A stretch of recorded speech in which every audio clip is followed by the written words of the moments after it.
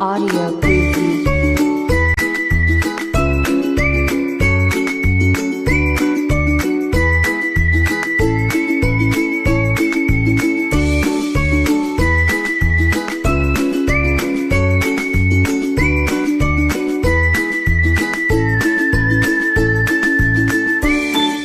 Audio preview.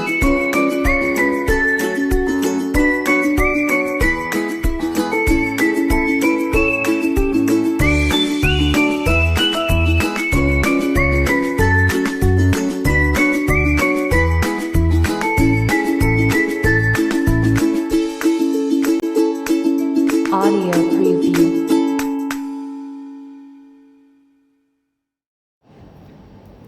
Assalamualaikum warahmatullahi wabarakatuh.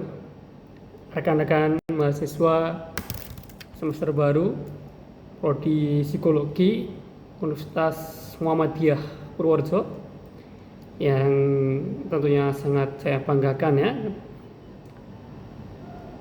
Baik teman-teman, pada kesempatan kali ini mohon maaf saya belum bisa secara langsung berjumpa dengan rekan-rekan di kelas gitu ya, karena kebetulan saat ini saya sedang tugas di luar gitu ya. Mungkin ada yang teman-teman yang melihat saya di kampus gitu ya, secara fisik hari ini memang saya ada di kampus, kan tetapi tidak bisa berjumpa langsung dengan teman-teman gitu ya, karena terkait dengan tugas di luar kampus yang memang hari ini dari pagi sampai sore saya harus ada di depan laptop ya. Penjelasan langsungnya seperti apa pertemuan yang akan datang saya jelaskan kenapa kok saya ada tugas di luar tapi fisiknya ada di dalam kampus. Nah baik teman-teman, pembelajaran pada hari ini kita secara daring ya dengan media YouTube kali ini. Teman-teman silahkan menyimak materi yang saya sampaikan di YouTube Sapa Psikologi ini, karena ini menjadi salah satu media pembelajaran di mata kuliah yang saya ampuh. Jadi silahkan teman-teman boleh explore video-video yang ada di channel ini juga, dan jangan lupa ya teman-teman untuk bisa memberikan like dan presensinya dengan komen di bawah video ini, nama, NIM, dan kelasnya. Jangan lupa juga teman-teman untuk subscribe akun ini supaya media pembelajaran Sapa Psikologi ini bisa terus eksis. Oh ya teman-teman, di mata kuliah Kode Etik Psikologi ini kita juga menggunakan referensi berupa buku Kode Etik Psikologi. Nanti bagi teman-teman yang berminat untuk memiliki buku tersebut bisa di list di ketua kelasnya siapa saja anaknya. Minggu depan sampaikan kepada saya dan buku itu bisa kita pesankan ke Himpunan Psikologi Indonesia untuk disiapkan. Selamat untuk menikmati materi ini.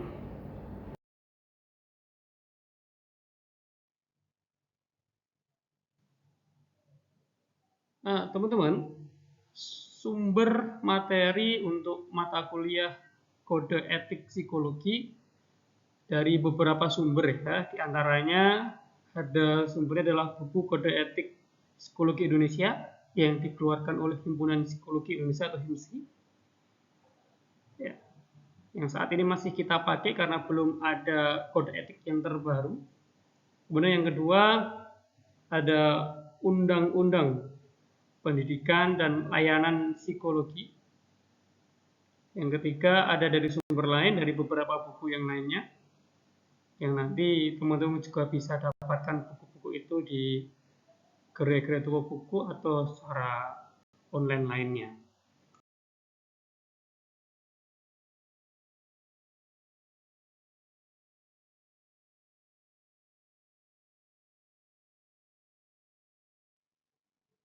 Untuk mata kuliah Kode Etik Psikologi, kita mulai dari sejarah Kode Etik Psikologi.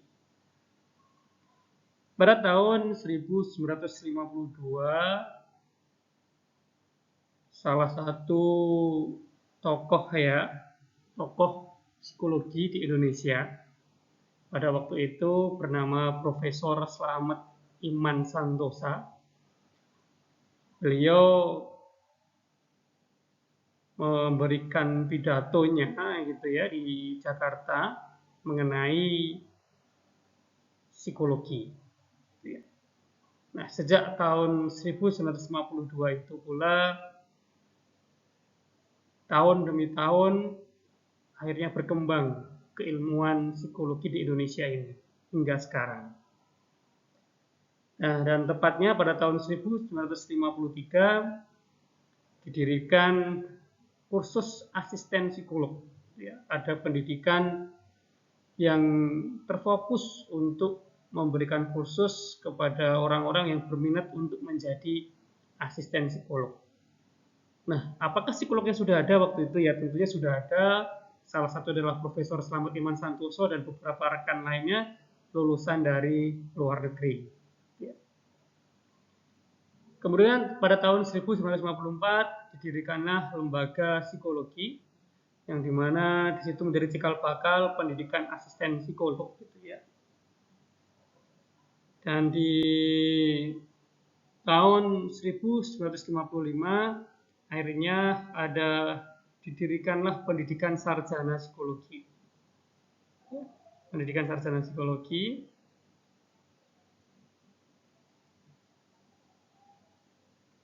Kemudian para perkumpulan ya, orang-orang lulusan psikologi tadi pada tahun 1958 mendirikan namanya ISPSI, Ikatan Sarjana Psikologi. Ya.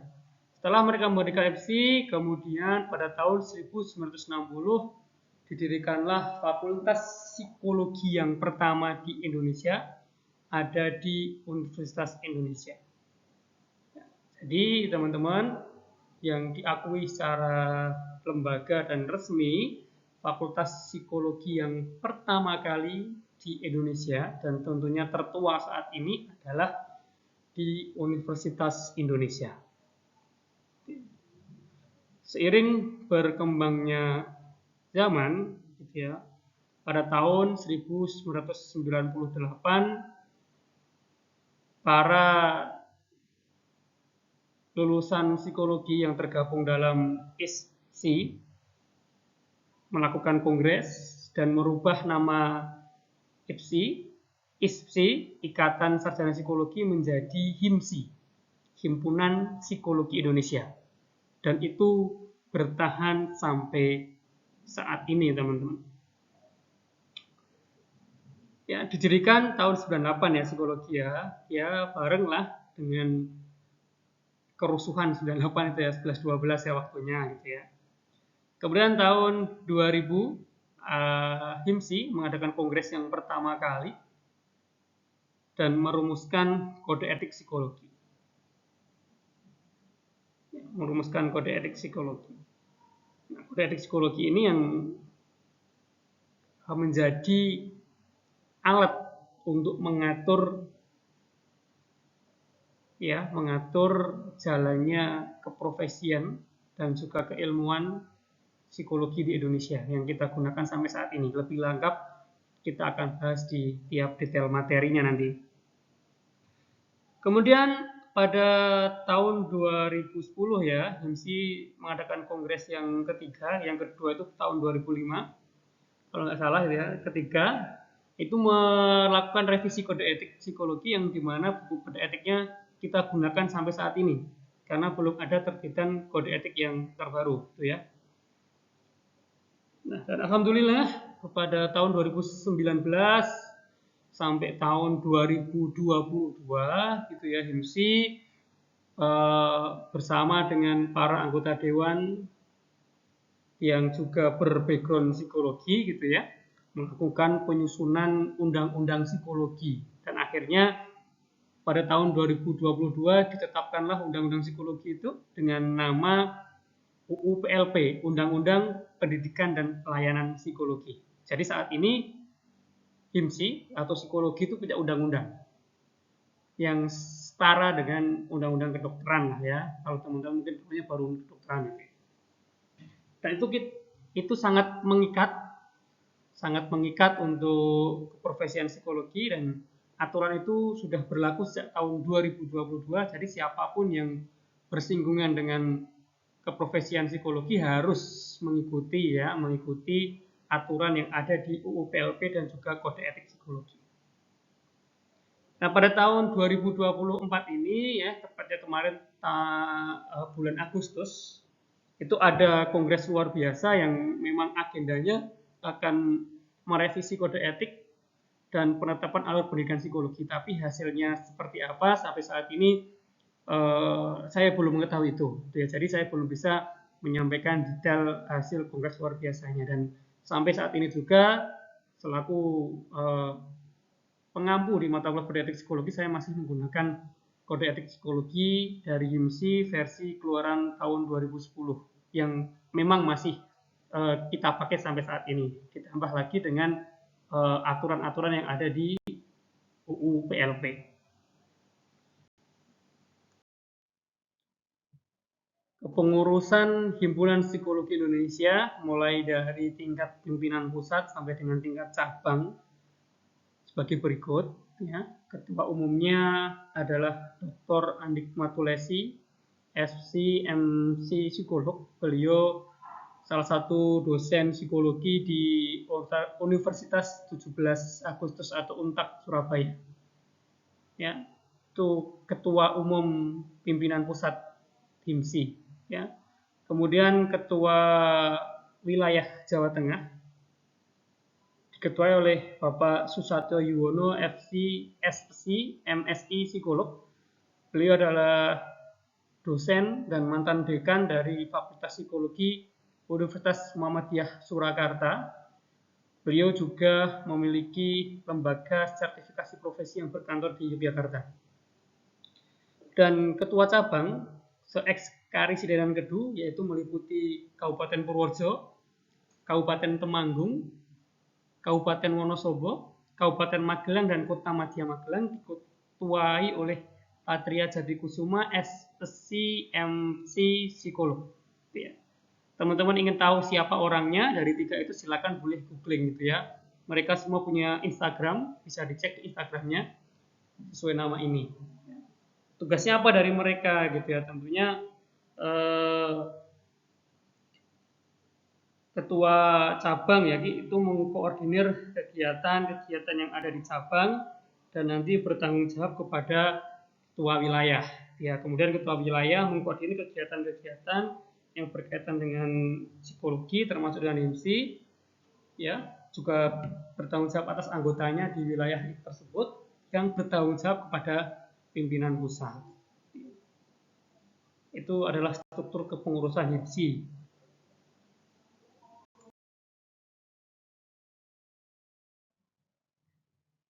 Ada di dalam buku Saku Kode Etik Psikologi ya, yang nanti akan teman-teman terima bagi yang memesan. Ada alur pendidikan psikologi sesuai Kode Etik 2010, yaitu dimulai dari S1 Psikologi ya, yang seperti teman-teman sekarang tempuh itu ya, pendidikan S1 Psikologi. Itu ketika lulus nanti akan mendapatkan gelar SPSI, HSPSI, atau Sarjana Psikologi. Nah, Sarjana Psikologi ini di dalam buku Kode Etik Psikologi itu disebutnya adalah ilmuwan psikologi. Dan ketika mau lanjut studi S2 gitu ya, yang mau lanjut terbagi menjadi dua sesuai versi Kode Etik 2010 ini ya.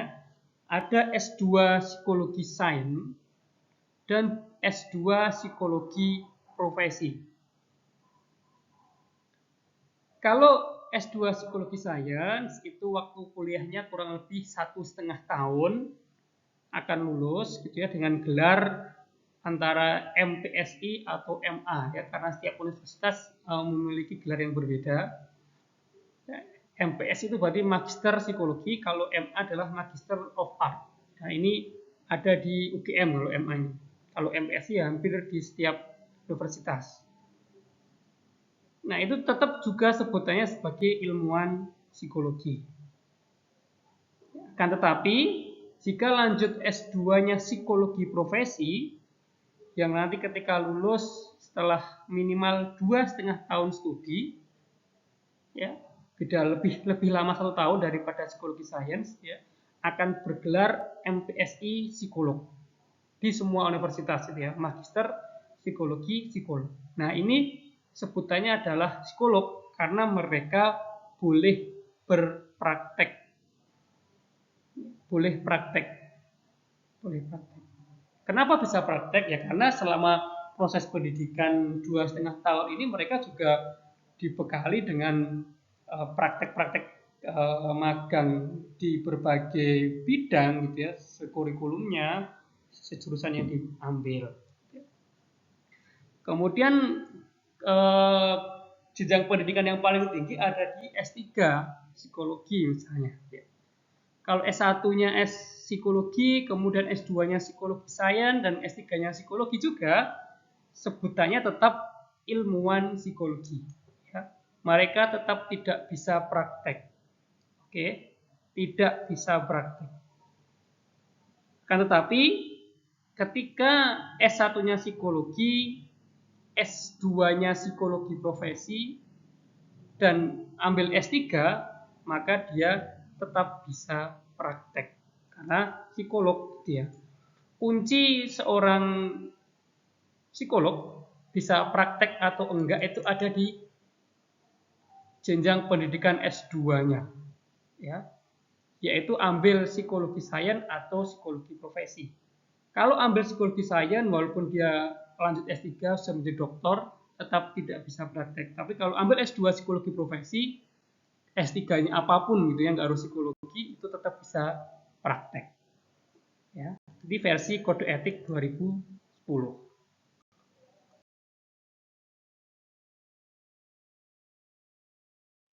Kemudian teman-teman, ini versi kode etik, bukan versi kode etik, versi UU PLP 2022, yang dimana alur pendidikan psikologi ini sudah berlaku ya, sudah berlaku sejak 2023 kemarin. Ya, ini ada sedikit perbedaan gitu ya. Yang pertama, kalau S1 psikologi, ya nanti ketika sudah lulus mendapatkan gelar SPSI, sebutannya adalah praktisi psikologi ya. Ilmuwan psikologi sudah ditiadakan. Sedangkan namanya menjadi praktisi psikologi. Setelah lulus S1 psikologi, praktisi psikologi, ada 2 pilihan juga. Bagi yang ingin menjadi psikolog, dia akan menempuh sekolah profesi. Ya, menempuh sekolah profesi kurang lebih 1,5 tahun, dan dia akan menjadi seorang psikolog juga kalau lulus. Ya, dan bergelar adalah SPSI psikolog. Ya, tapi statusnya sebagai profesi ya, sama kayak dokter. Dokter ketika lulus S1 kedokteran, maka gelarnya masih SKED ya, sarjana kedokteran. Tapi ketika dia mengambil keprofesian dengan yang disebut dengan koas, dia akan bergelar menjadi dokter umum. Akan bergelar menjadi dokter umum. Sama di psikologi gitu ya. Ketika dia ambil S1 psikologi, akan bergelar SPSI, sebutannya adalah praktisi psikologi, dan ketika mengambil sekolah profesi dan lulus, dia akan bergelar psikolog, ya, jadi SPSI psikolog. Kemudian kalau yang setelah S1 mengambil S2 psikologi sains, nanti akan bergelar MPSI ya. Sebutannya juga praktisi psikologi. Dan ini tidak bisa berpraktek teman-teman ya kalau ambil S2 psikologi sains. Dari S1 langsung ambil S2, setelah lulus S2 tidak bisa praktek. Kenapa? Karena dia bukan psikolog. Kalau dia mau praktek berarti juga harus ambil studi sekolah profesi. Ya. Jadi kalau kalian pengen menjadi S2 dan juga bisa berpraktek, berarti kalian harus S1 psikologi, kemudian ambil S2 psikologi dan juga ambil sekolah profesi. Versi UU PLP 2022 ini. Kenapa demikian? Karena magister psikologi profesi yang seperti slide sebelumnya, seperti versi buku kode etik 2010 itu sudah ditiadakan, diganti dengan alur seperti ini. Nah, setelah kalian S2 psikologi sains, barulah kalian bisa mengambil S3 psikologi kalau mau bergelar doktor. Kalau habis sekolah profesi, kalian tidak bisa langsung sekolah S3, ya, harus S2 dulu.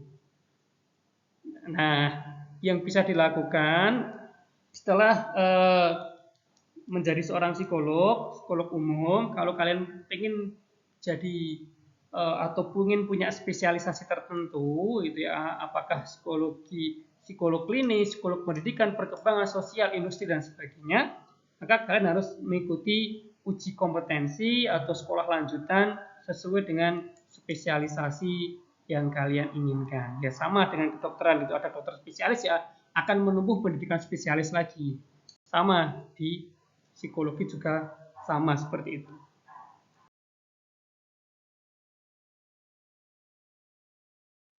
Hak dan kewenangan, gitu ya.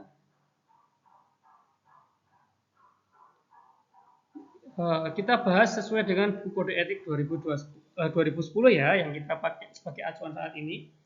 Ada ilmuwan psikologi, ada psikolog. Hak dan kewenangan ilmuwan psikologi yang pertama adalah memperoleh fasilitas sebagai anggota HIMSI. Yang kedua, bisa melakukan asesmen psikologi sebagai tester atau konselornya, ya, di bawah supervisi seorang psikolog. Kemudian yang ketiga, bisa menjadi trainer. Yang keempat, bisa melakukan penelitian dan pengabdian. Dan juga bisa menjadi dosen apabila mengambil studi S2. Sedangkan hak dan kewenangan dari seorang psikolog ini hampir mirip, ya, sama dengan ilmuwan psikologi, tapi ada penambahan. Penambahannya di mana? Seorang psikolog boleh melakukan asesmen secara mandiri dan juga bisa melakukan praktik psikologi dengan melakukan intervensi psikologi tadi. Jadi bisa punya bawahan seorang ilmuwan psikologi dalam proses praktek psikologi. Ya. Bersama ya, cuma ada perbedaan lebih ya. Kalau tanya kepada saya mau ilmuwan psikologi atau jadi psikolog yang lebih bagus, ya tergantung konteksnya. Kalau teman-teman mau jadi dosen, ya ambillah yang ilmuwan psikologi sampai jenjang S2 bahkan S3. Kalau kalian mau jadi seorang yang bisa praktek di bidang psikologi, ya jadilah psikolog. Atau kalian mau jadi dua-duanya, boleh. Ya. Tentunya pendidikan yang harus ditempuh harus semuanya.